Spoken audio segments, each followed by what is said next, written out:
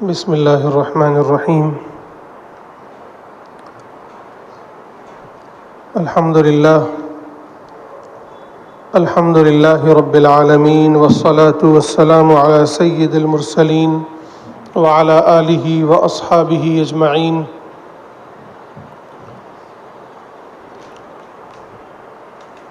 قال اللہ تبارک وتعالی اعوذ باللہ من الشیطان الرجیم بسم اللہ الرحمن الرحیم یا ایہا الذین آمنوا من یرتد منکم عن دینہ فسوف یأتی اللہ بقوم یحبهم ویحبونہ اذلۃ علی المؤمنین اعزۃ علی الکافرین الی آخر الآیہ۔ وقال تعالی وَإِن تَتَوَلَّوْا يَسْتَبْدِلْ قَوْمًا غَيْرَكُمْ ثُمَّ لَا يَكُونُوا أَمْثَالَكُمْ۔ صدق اللہ العظیم۔ محترم بھائیوں اور بزرگوں، آج ہماری گفتگو کا موضوع ہے مسئلہ ارتداد، اس کے اسباب اور اس کا حل۔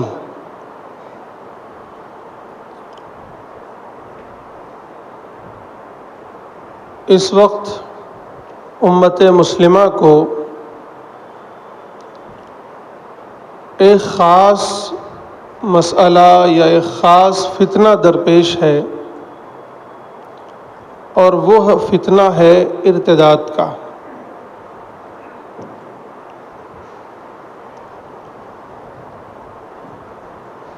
ایک دور تھا کہ لوگ یہ کہا کرتے تھے کہ امت مسلمہ میں فکری ارتداد کا خطرہ ہے۔ کوئی کہتا تھا تہذیبی ارتداد کا خطرہ ہے۔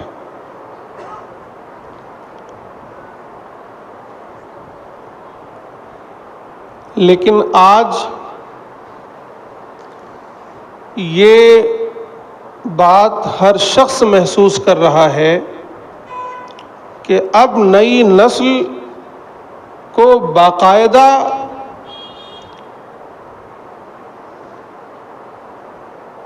جو ہمارا اصطلاحی ارتداد ہے، یعنی دین سے پھر جانا، اسلام کے بجائے کفر کو اختیار کر لینا، اسلام کے بجائے غیر اسلام کو اختیار کر لینا،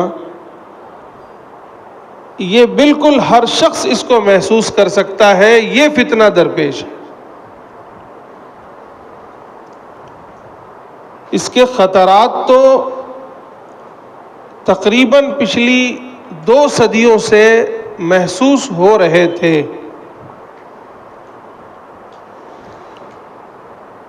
اور اسی خطرات کے پیش نظر ہمارے بزرگوں نے، بڑوں نے مدارس، مکاتب، خانقاہ اور یہ تبلیغ کا نظام، یہ سب شروع کیا تھا کہ ہماری جو آگے آنے والی نسلیں ہیں انہیں اگر اسلام پر باقی رکھنا ہے تو اس کے لیے یہ مدارس و مکاتب ضروری ہیں۔ اس کے لیے یہ جو تبلیغ کا سسٹم ہے، تبلیغ کا نظام قائم ہوا ہے ہمارے معاشرے میں، یہ ضروری ہے۔ اور ماشاءاللہ بہت کام ہوا اس سے۔ ان بزرگوں نے محنت کی، اسی کا نتیجہ ہے کہ آج ہم اور آپ اسلام پر باقی ہیں اور اپنے تشخص کے ساتھ باقی ہیں۔ لیکن اب جو مسئلہ درپیش ہے، اب جو ہماری نئی نسل کے سامنے جو فتنہ آ رہا ہے، اور کہیں نہ کہیں ہماری نئی نسل اس سے متاثر ہے۔ یہ روزانہ کے واقعات اور جو اعداد و شمار بتائے جا رہے ہیں وہ انتہائی خطرناک ہے۔ اس کا صاف مطلب یہ ہے کہ ہم نے اور آپ نے محنت نہیں کی ہے۔ ہمارے بڑوں نے، ہمارے بزرگوں نے محنت کی، ہم پر محنت کی، ہم اسلام پر باقی رہے، ہم دین پر باقی رہے۔ چاہیے یہ تھا کہ اسی محنت کو آگے بڑھایا جاتا، اس کا تسلسل اسی آب و تاب کے ساتھ باقی رکھا جاتا، لیکن کہیں نہ کہیں ہم سے کوتاہی ہو رہی ہے۔ اس کی وجہ ہماری غفلت ہے، اور پھر اس کا نتیجہ یہ نظر آ رہا ہے کہ ہماری آنے والی نسلیں ارتداد کا شکار ہو رہی ہیں۔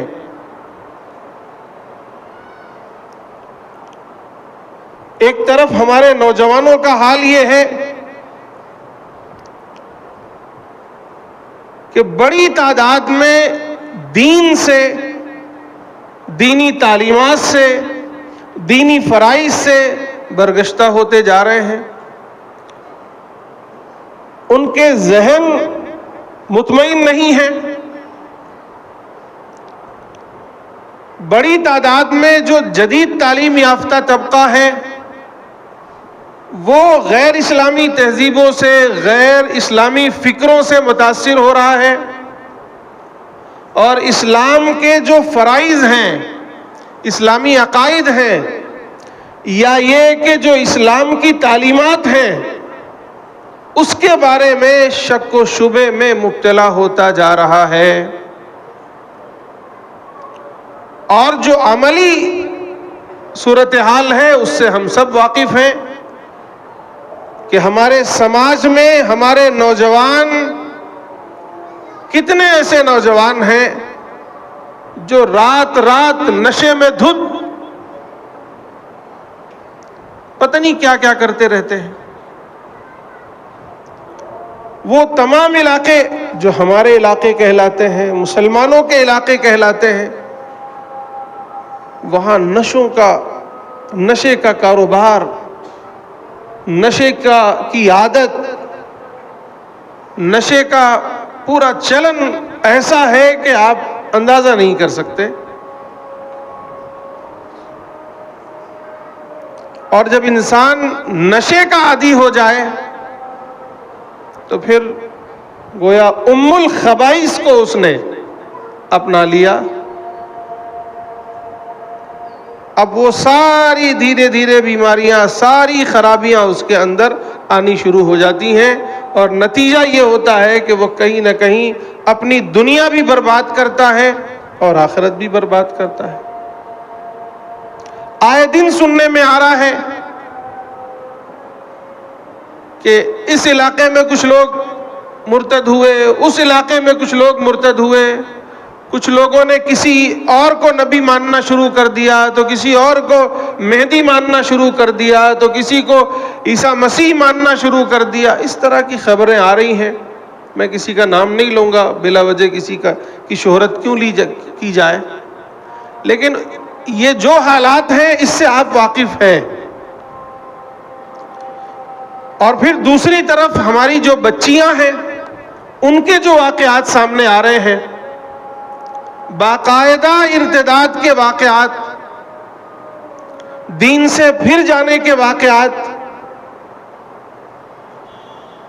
ایمان اور اسلام کے بجائے کفر اور شرک اختیار کر لینے کے واقعات، اس سے تو ہر شخص واقف ہے۔ اور اب حالات یہ ہیں کہ شاید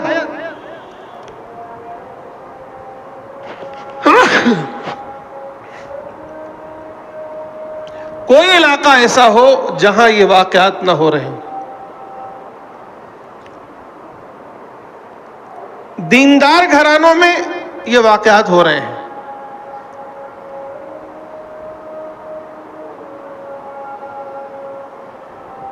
غور کرنے کی بات یہ ہے کہ آخر یہ سب کیوں ہو رہا ہے؟ ایک جملے میں تو وہی بات ہے جو میں نے شروع میں کہی کہ بھائیو، ہمارے بزرگوں نے ہم پر محنت کی تھی، اس کے نتیجے میں ہم اسلام پر باقی ہیں۔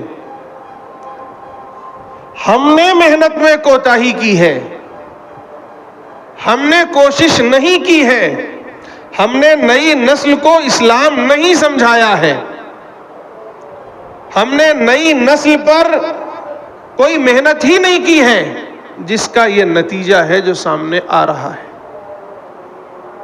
اب بھی وقت ہے، اگر ہم محنت کرتے ہیں تو یہ نسلیں اسلام پر باقی رہیں گی، ورنہ حالات انتہائی خطرناک ہیں، پتہ نہیں یہ اسلام پر باقی رہیں گے یا نہیں رہیں گے۔ اور اس خطرے کا احساس تقریباً تمام ہمارے بڑوں نے کر رکھا ہے۔ سب کی تحریریں پڑھیے، ان کے بیانات سنیے، ان کے بیانات پڑھیے، اس میں انہوں نے یہی بات کہی ہے کہ لوگوں محنت کرو، نئی نسل کو مخاطب کرو، ان کی ذہنیت کو سمجھو، ان کے حالات کو سمجھو، ان کی ضروریات کو سمجھو، ان کے ذہن کو سمجھو اور ان پر کام کرو، ورنہ پھر یہ ہمارے ہاتھ سے نکل جائیں گے۔ اور آج وہ حالات بن رہے ہیں کہ یہ ہماری نئی نسل کہیں عملی تو کہیں فکری تو کہیں تہذیبی اور کہیں باقاعدہ اعتقادی ارتداد، یعنی باقاعدہ لوگ اسلام کے بارے میں وہ باتیں کہہ رہے ہیں جس سے انسان مرتد ہو جاتا ہے۔ اللہ اور اس کے رسول کے بارے میں اب وہ عقیدے بنتے جا رہے ہیں جس سے انسان دین سے دور ہو جاتا ہے۔ اور پھر جو بچیوں کے واقعات سامنے آئے ہیں اس سے تو کون واقف نہیں ہے۔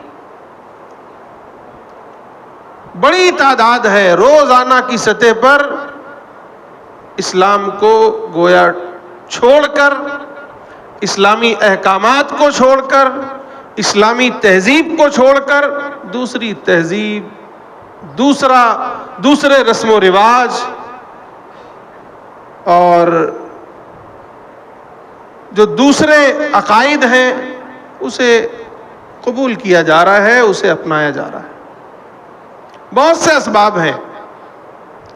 ایک بڑا سبب تو یہ ہے کہ ہماری جو بچیاں ہیں ان کے بارے میں بات کر لیں۔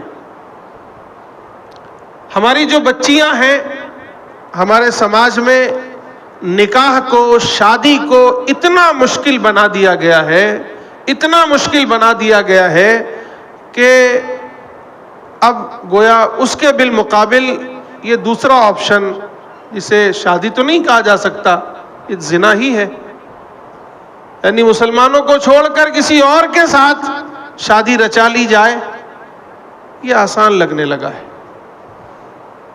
اس کے لیے کچھ کرنا نہیں ہے، کورٹ میں چلے جاؤ، لڑکے اور لڑکی کچھ بھی ہو، کون ہو، کیا ہو، کیسے ہو، کوئی مطلب نہیں ہے، وہاں درخواست دے دو، 1 مہینے بعد تمہاری شادی ہو جائے گی۔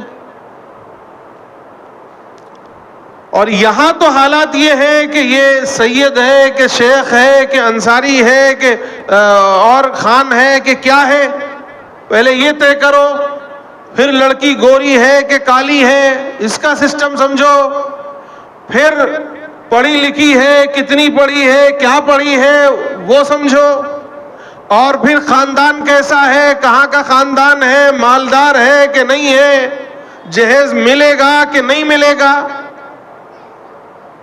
اتنا سارا سسٹم کرتے کرتے کرتے کرتے ایسی بے شمار بچیوں کو میں خود جانتا ہوں جو 35 سال کی، 40 سال کی ہو گئی ہیں، ان کا نکاح ہی نہیں ہو رہا ہے۔ اب اگر خوف خدا نہ ہو، اس بچی کو اپنی اور اپنے خاندان کی، امت مسلمہ کی عزت و آبرو کی پرواہ نہ ہو تو پھر کیا کرے گی وہ؟ اب اگر اس حال میں کوئی دوسرا مل گیا، اس نے کہا کیا ٹینشن ہے، کوئی اس طرح کے جھمیلے نہیں پالنے ہیں، چلو دونوں کورٹ میں وہاں شادی کر لیتے ہیں، اور پھر جو حالات بنتے ہیں وہ اسی طرح کے ہیں۔ تو اس کی طرف بھی توجہ دینے کی ضرورت ہے۔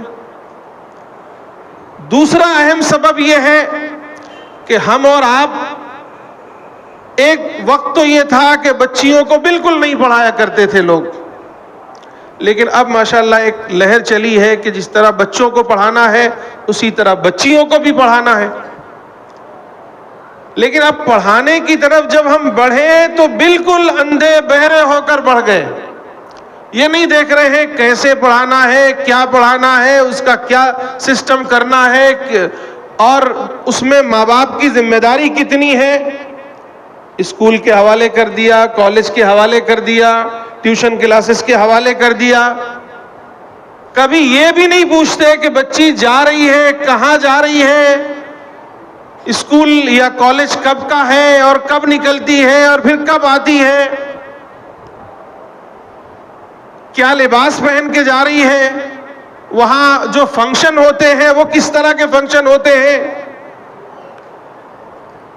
یا پکنک پر جا رہی ہے بچیاں تو کس لباس میں جا رہی ہیں، وہاں کن لوگوں سے ملنا جلنا ہوتا ہے، کیا حالات ہیں،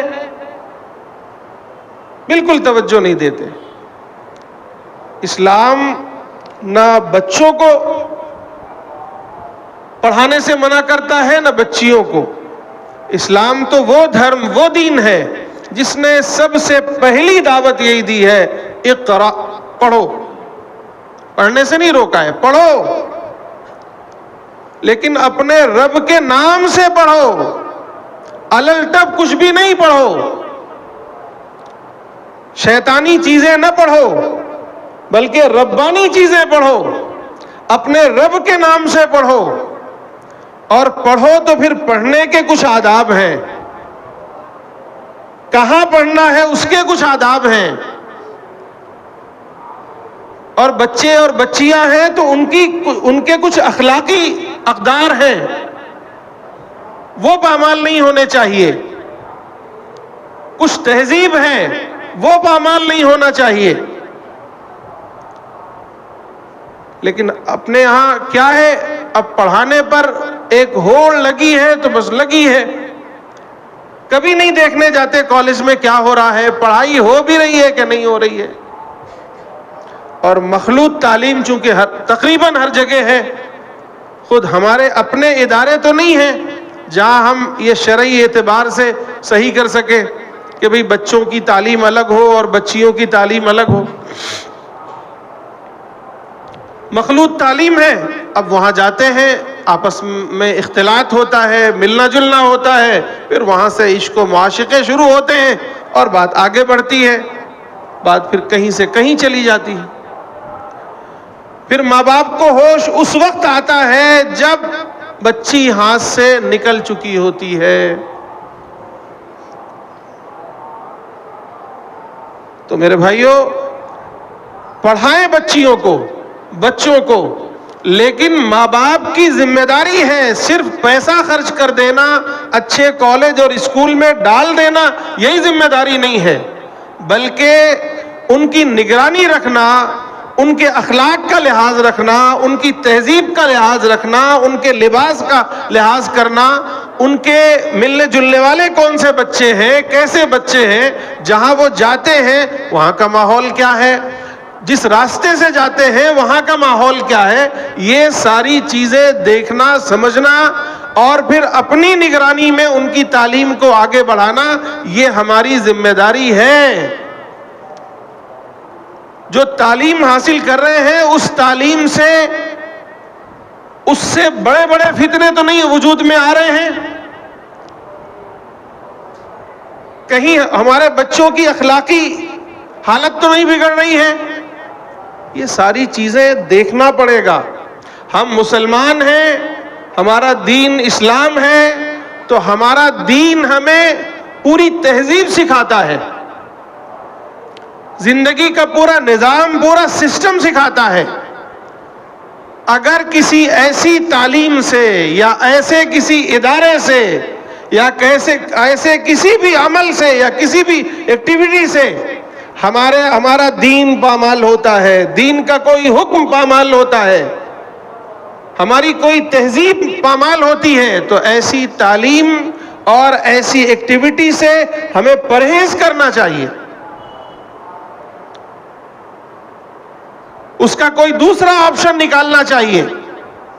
آج بہت سے آپشن ہیں، آن لائن کا سسٹم ہے، گھروں کا سسٹم ہے، ایسے ادارے قائم ہو رہے ہیں دھیرے دھیرے جہاں مخلوط تعلیم نہیں ہے. یہ سارا سسٹم ہمیں سمجھنے کی ضرورت ہے. اور بہت سے اسباب ہیں، میں اگر ان اسباب پر تفصیل سے روشنی ڈالنا شروع کروں تو بہت وقت ہو جائے گا. اس پر کئی مرتبہ آپ سے گفتگو ہو گئی ہے، لیکن ان سب سے پرے یہ وہ سب چیزیں ہیں جو بظاہر نظر آ رہی ہیں، بات کی چیزیں ہیں، دوسروں کے گویا کا یہ ماحول تو دوسروں کا پیدا کیا ہوا ہے یا ہمارے. لیکن اگر ان تمام حالات کے باوجود ہمارے بچے اور ہماری بچیاں ایمان میں پختہ ہوں، اپنے اعمال میں پختہ ہوں، ان کے دلوں میں ایمان کی قدر ہو، وہ ایمان کی حقیقت کو جانتے ہوں، اور اللہ اور اس کے رسول کا صحیح ڈر، صحیح تقوی ہو، ان کے اخلاق درست ہوں، یعنی وہ اندر سے بنے ہوئے ہوں، اندر سے حقیقی مسلمان ہوں، شعوری مسلمان ہوں، تو وہ ان تمام ماحول میں رہتے ہوئے بھی اللہ اور اس کے رسول سے ڈرتے رہیں گے، اپنی عزت و آبرو کی حفاظت کریں گے، اپنے ایمان کی حفاظت کریں گے، اپنے اعمال کی حفاظت کریں گے، اور بلکہ وہاں رہ کر ایک داعیانہ رول ادا کر سکتے ہیں، وہاں رہ کر دوسروں کو متاثر کریں گے، نہ کہ خود متاثر ہوں گے. اور ایسے کتنے خاندانوں کے بچے اور بچیاں ہیں اگر ان پر محنت ہوئی ہے تو. لیکن افسوس یہ ہے کہ پورے ملک کی صورتحال یہ ہے کہ ہم اپنے بچوں اور بچیوں پر کوئی محنت نہیں کر رہے ہیں. زیادہ تر کیا کرتے ہیں کچھ دنوں، خاص طور سے ہماری جو بچیاں ہیں،